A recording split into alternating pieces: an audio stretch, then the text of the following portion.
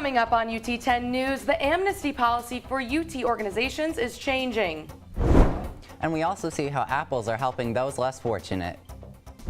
Plus, Rachel Schneider followed the Rocket volleyball team in action at Savage Arena. Your news in 10 minutes starts now.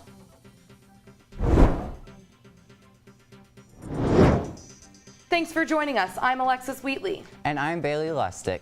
A mass email sent out to students for second appeals of parking tickets has angered many.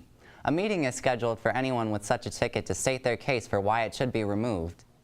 UT 10's Cameron Turner has spoken with the two students who not only feel that gathering is pointless, but the appeals process needs to be improved. Last Monday, Parking Services sent out an email to more than 100 students and faculty members with the second ticket appeal. The email offered the chance to state their case to the appeals committee at a first-come, first-served based meeting on Friday. A lot of people got tickets for reasons that they shouldn't have gotten tickets for, and they're having to come to the second appeal meeting, which shouldn't be the case. Students replied to the email agreeing that the ticket appeal process takes way too long and causes a lot of stress. The amount of stress that's created knowing of how long the process is going to take and how long I have to wait, wondering if it's going to affect me signing up for classes, which is coming up in about a month. We made several attempts to contact Parking Services, but they could not find time for an interview. Lime scooters are revolutionizing transportation on UT's campus. With the addition of Lime scooters, on-campus parking is becoming much easier. UT 10's Reed Teetsworth is live in the studio. Reed, why did Toledo bring Lime to campus? Lime's goal is to reduce traffic as well as a carbon footprint. With that, Lime is reducing parking issues on Toledo's campus. According to UT's Institutional Research Department, 61% of UT students live off campus. This means these students drive to campus to go to class. The consequence? Parking spots are hard to come by, and expensive parking tickets are often inevitable. The parking tickets are pretty expensive, and I don't have the money to pay for those, so the Lime scooters are a way better alternative. The scooters allow for more remote parking and the chance to get as close as possible to the desired destination. To use a scooter, download the Lime mobile app. Then, link your debit card, scan the QR code, and ride on. UT currently has 125 scooters across campus. Back to you, Bailey. Thanks, Reed. Changes to UT student amnesty policy have many Rockets concerned. In the past, underage students who called police for help in alcohol or drug-related emergencies were protected from being penalized under the university's code of conduct. This year, UT President Sharon Gaber signed a revised policy, and student organizations will no longer be protected. We do a lot more training, sober monitor training, what it looks like when somebody is a little too intoxicated. And that's kind of how we prevent even having to call medical services so that our chapter wouldn't be reprimanded in any way. Organizations can now be fined or penalized if a member calls for medical assistance. According to the American Red Cross, every 2 seconds someone in the U.S. is in need of blood. And one donation could save up to 3 lives. UT 10's Samantha Johnson was at the Red Cross in Toledo finding out how you could help. In mid-September, Hurricane Florence hit the East Coast, sending thousands to flee their homes, or even worse, keep them there. The American Red Cross, a national group designed for making a difference, is doing everything they can to help the victims. Giving blood is just one way you can help those in need. Donations are low, I know that. And my blood type is O negative, which is the universal donor, and I don't know that they can give that to anyone. Around 6.8 million people donate each year in the U.S., but with natural disasters, more is needed in times like these. They see what's happened with Hurricane Florence and all of the blood drives that we've had to cancel down there, and because of that we've lost hundreds, actually thousands of units of blood. On November 12th and 13th, the American Red Cross will be holding a blood drive on UT's campus. I'm Samantha Johnson, UT 10 News.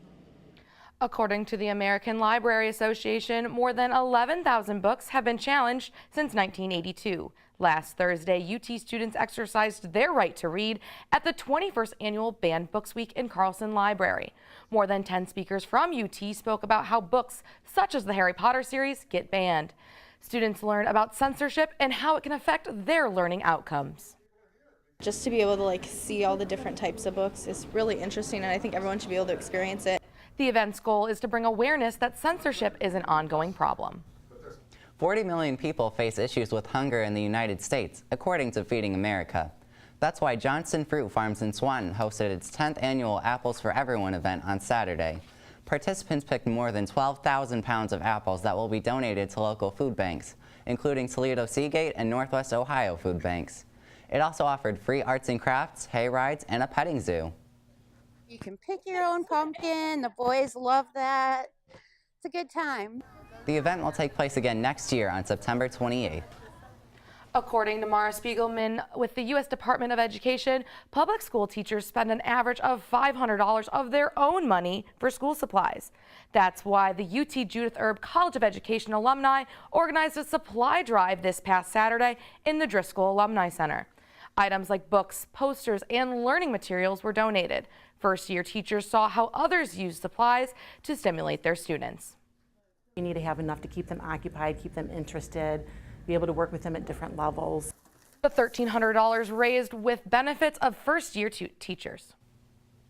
The UT Office of Student Involvement and Leadership has been remodeled to be more inviting to students.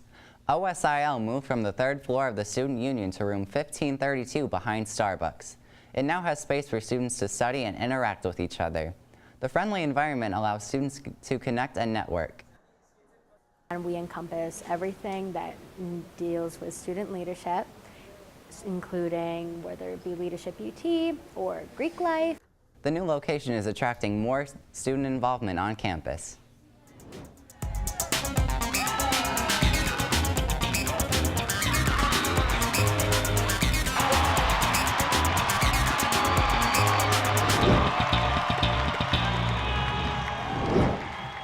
I'm Rachel Schneider, and this is your UT10 Sports Report.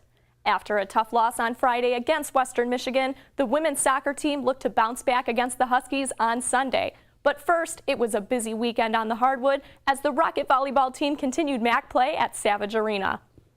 After a week off, the Rockets looked to make quick work of Central Michigan. Toledo started off with Marissa Leonard and Carly Townsend setting up a kill for Alexis Falzone that was too hot for the Chippewas to handle. Later in the first set, Leonard served her first ace of the match as Toledo took the first set. Toledo kept its hot start alive as Zoe Burnbrick earned a point with this changeup, but the Chippewas were able to come back with a 7-point run late in the second set.